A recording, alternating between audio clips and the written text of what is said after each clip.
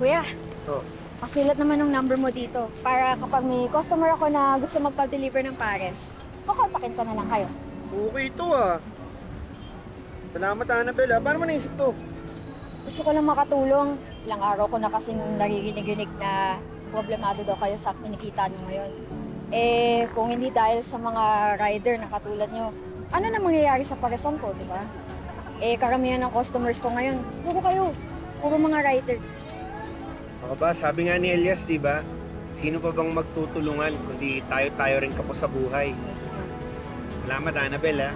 Wala nga naman. Dahil dyan, lubusin mo na. Papares dyan o ano? Tingnan natin. Medyo mabait ang feeling ko ngayon eh. Kanya man ng scallions ha. Sige, tsaka ng fried garlic. Oo. Ako lang ah.